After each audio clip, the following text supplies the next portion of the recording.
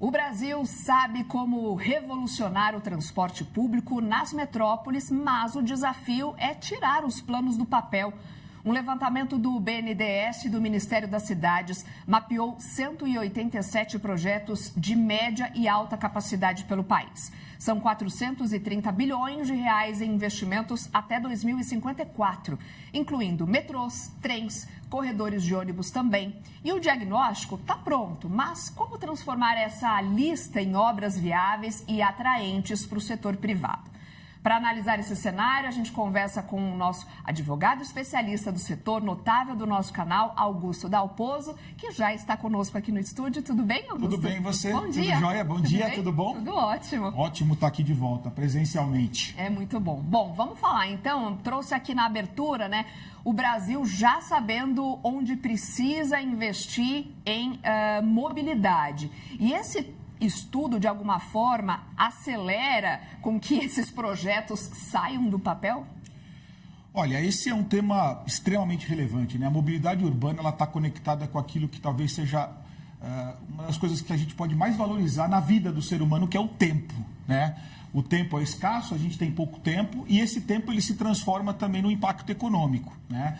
Quando a gente consegue reduzir distâncias, quando a gente consegue, de alguma forma, trazer uma eficiência maior da mobilidade, sem dúvida alguma isso se reverte favoravelmente na vida econômica, na vida das pessoas, na qualidade de vida.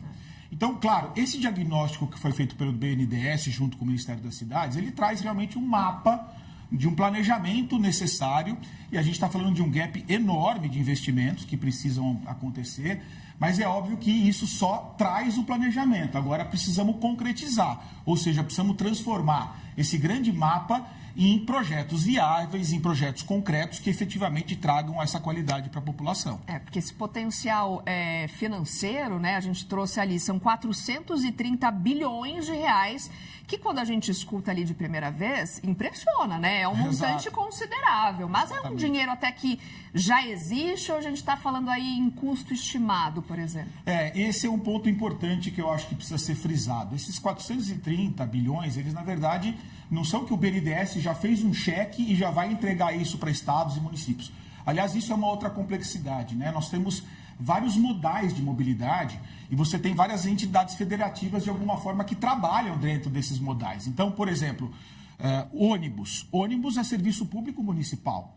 Metrô, CPTM, são serviços que são estaduais. Então, por mais que haja um diagnóstico da União, que é uma outra entidade federativa, e a gente sabe também que tem as questões políticas envolvidas, a verdade é que esse dinheiro ainda não está disponível para ser alcançado.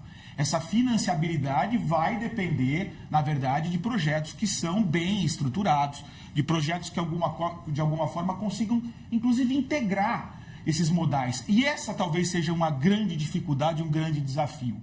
Porque não adianta nada você pegar um metrô e chegar e ficar aguardando 10, 15 minutos para um ônibus. Era necessário que essa estruturação ela pudesse ser de alguma forma mais uniforme. Integrada, né? Exatamente. A palavra integração é fundamental, Soraya, porque a integração ela significa exatamente a redução desse espaço e é óbvio que aí a tecnologia pode ajudar muito. Porque se você já sabe exatamente qual o horário em que as coisas vão acontecer, certamente você reduz esse tempo e traz mais eficiência. Além disso, você tem o problema da segurança viária, né?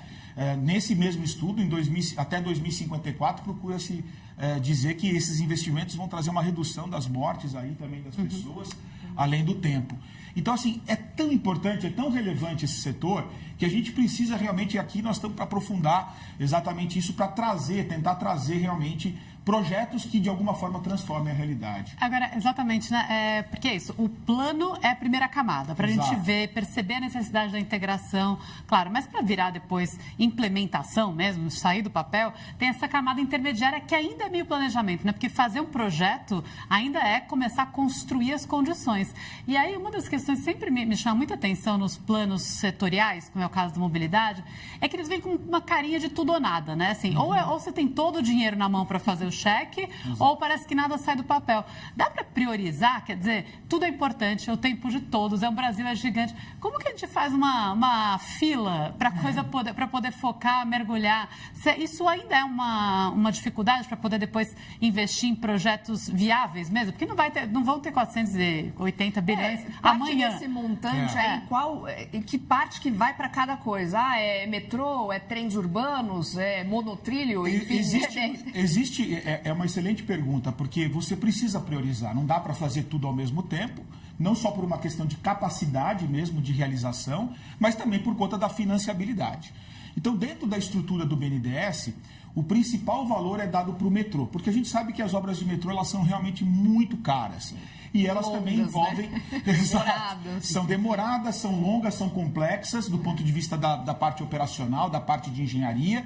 E não são tantas empresas assim do mercado que estão acostumadas e que têm qualificação e expertise para poder realizá-las. Então, o metrô é um ponto muito importante, mas é claro que é também complexo você, em algumas outras metrópoles aqui do Brasil, realizar um projeto de metrô. Então, você tem que pegar, além do metrô, o que a gente chama de VLT, que é Veículo Leve Sob Trilhos, que também é um sistema muito interessante, mais barato, mais rápido, mas que pode ajudar também nas grandes capitais. Você tem o Bus Rapid Transit, que é também um sistema de ônibus. Parece um metrô de ônibus, é mais ou menos isso. É um metrô com rodas aí de borracha, né? E você tem também o ônibus, né, que é a camada mais importante. E o transporte coletivo, né, ele tem uma universalização interessante na parte pelo menos em São Paulo. Sim. Se você for pensar, a 300 metros da sua casa, você tem praticamente 96% de cobertura já do serviço. Então, é claro, há uma dificuldade, deve haver uma priorização, só que esse é o problema. A priorização, ela também depende da sua responsabilidade, da sua competência. Eu, como Estado, não posso priorizar o transporte coletivo de ônibus, porque isso é de competência do município. Me parece, e aqui a gente tem que ser propositivo, né? A gente tem que provocar. Claro.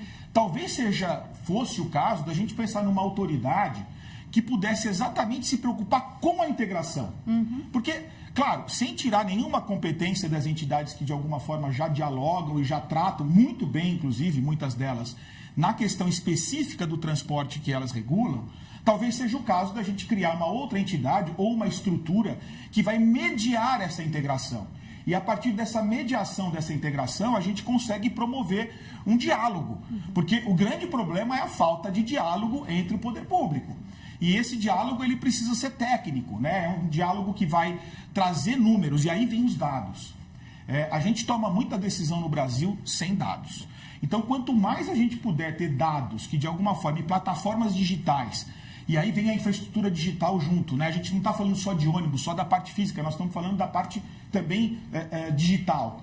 É fundamental que tudo isso, todos esses dados, de alguma forma, eles possam conversar para que as decisões, elas sejam, muitas vezes, até inequívocas. Não tem como você deixar de tomar uma decisão, porque os números deixam claro que o melhor momento de priorizar é aquele ou aquele outro modal. Então, eu acho que aqui talvez seja uma proposta interessante que a gente faz aqui no Capital Infra, de pensar numa entidade responsável por fazer exatamente essa integração, seja do ponto de vista físico, do ponto de vista regulatório e do ponto de vista dos próprios projetos. E para além dos números, dos dados, tem alguma cidade ou região metropolitana que possa servir de exemplo para o restante do país? Olha, eu acho que São Paulo, né, ele tem uma força que demonstra que institucionalmente a gente tem aqui uma capacidade interessante. Se você for comparar São Paulo com qualquer outra capital do mundo, nós transportamos muito mais pessoas do que Londres, do que Nova York, do que Hong Kong. Portanto, o número de passageiros é gigantesco. A gente tem entidades que trabalham muito bem, a gente tem aí a SP Trans aqui dentro do município de São Paulo, nós temos o metrô, nós temos a CPTM, que aí são entidades estaduais. Claro que eles, de alguma forma, precisam dialogar cada vez mais. Essa institucionalização é fundamental para que esse diálogo aconteça efetivamente e para que as decisões possam ser tomadas de maneira coordenada. Não adianta eu tomar uma decisão aqui de um transporte coletivo de ônibus, sendo que, ao final, não tem nenhuma interconexão. Então, quanto mais a gente conseguir fazer com que esse diálogo exista e, de alguma forma, ele seja propositivo, sem dúvida, a gente vai conseguir fazer com que a pessoa chegue do ponto A e chegue ao ponto B de maneira mais rápida, de maneira mais eficiente. E, olha, os números são enormes. Quando você vê o que isso reduz do custo, o transporte, é absurdo. É custo em saúde, né? Quer dizer, custo em saúde, insalubridade da pessoa, poluição, a parte de sustentabilidade. Sim. Então tem aí a troca também, né, de toda a mobilidade por energia, a quantidade de CO2 que você joga, né, por força aí dos combustíveis ainda que não estão, né, totalmente eletrificados. Então você vê que isso envolve, na verdade, uma série, é um sistema, é um ecossistema de questões que vão ajudar a sociedade a se transformar. Agora, você deu o exemplo de São Paulo, né? E aí, moradores de São Paulo, quando ouvem São Paulo como um possível exemplo sobre mobilidade, podem falar, como assim, né? Aí eu ia te perguntar o seguinte, porque é isso, a gente tem uma infraestrutura, inclusive que vem crescendo, claro. Tem empresas que têm trabalhado mesmo, né, numa melhoria de gestão, etc.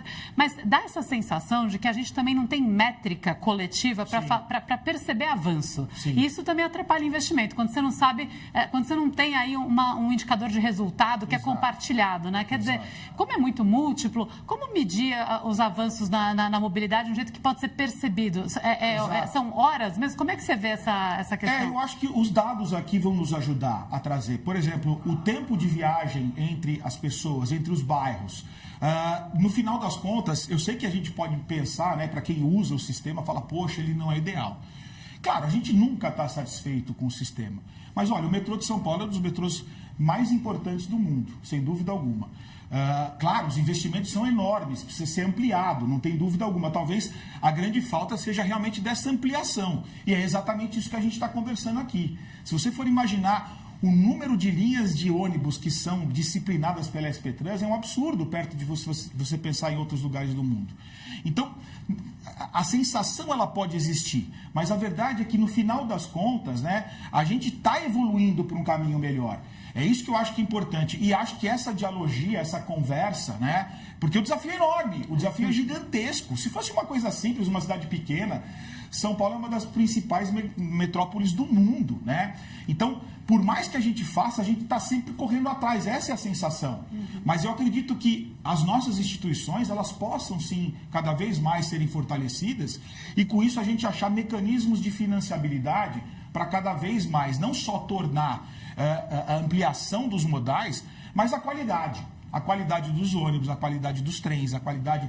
E os trens metropolitanos. Olha que interessante, você sai lá de Jundiaí, você pega um trem metropolitano que é estadual, você chega aqui em São Paulo, você pega um ônibus municipal, depois você pode pegar um monotrilho, quer dizer, olha como é complexo, é policêntrico, né, todas essas questões. Então, é óbvio que isso traz desafio, mas eu acho que a gente está sempre aqui pensando do lado positivo, né? A gente precisa realmente fazer esse engajamento para que as coisas possam ser melhores. Eu acho que esses números mostram esse desafio, o tamanho do desafio, e eu espero que a gente consiga fazer isso concretizando mesmo o projeto. Mas só pegando o comentáriozinho a tua proposta de ter uma instituição articuladora, podia trabalhar também nessa coisa da métrica para ver a evolução, né? Sem dúvida, porque o que a gente quer é o resultado no final. Não é só o resultado efetivamente do modal, mas saber qual que é as externalidades positivas que ele trouxe. Existe um querido professor de Manchester, o professor Nuno Gil, ele faz um trabalho muito legal lá, onde ele tenta demonstrar para todo mundo quais são as externalidades positivas dos atos de infraestrutura. Nós não temos esse estudo aqui no Brasil. Eu acho que a gente precisava, assim, integrar, na verdade, e o professor Nuno Gil adora vir ao Brasil, ele é português, mas está radicado há mais de 30 anos na Inglaterra. E, assim, os estudos precisam demonstrar isso. E aí você vê como o investimento ele é qualificado. Ele não é uma despesa, ele é um investimento qualificado, porque é um círculo virtuoso, como a gente sempre fala aqui. E na mobilidade, isso é absolutamente uma verdade. Agora, precisamos sim ter resultado, ter meios, mecanismos de controle para que isso possa ser, inclusive, adequado, né? Quando você consegue adequar melhor, trazer o diagnóstico favorável. E infraestrutura, quando a gente fala, não tem muito atalho, não existe um atalho, né, para acelerar esse processo, né? Exato, é complexo, porque as coisas elas são de longo prazo, né? A gente sabe que não só os projetos eles demoram para estarem maduros, mas também a execução desses contratos elas são longas. Mas a gente não pode perder tempo, a gente precisa começar a fazer para que quanto mais a gente faça, de maneira qualificada, de maneira séria, com planejamento estratégico, com conversas, a gente consiga realmente trazer segurança para o investidor e trazer a financiabilidade desses projetos. muito desses valores, eu tenho certeza que virão também do próprio BNDES. Quando ele diagnostica o valor, palavra difícil, né? Diagnostica. Diagnostica, difícil a palavra, mas enfim. Quando ele faz esse diagnóstico, ele vai estabelecer ali quais são essas prioridades. Sim. Então, ele já está sabendo de antemão aonde eventualmente é mais estratégico e aonde ele poderá efetivamente financiar alguns desses projetos. Então, é um círculo virtuoso e a gente espera, né, que esses projetos realmente saiam do papel. Se depender da gente, nós estamos aqui para fazer realizá-los.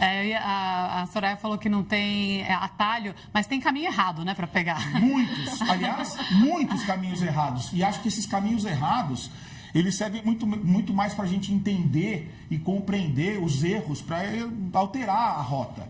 Quando você está vendo que o negócio não está dando certo, você precisa entender por que não está dando certo. E a partir dali fazer a transformação institucional necessária para que aquilo possa ser um caminho viável.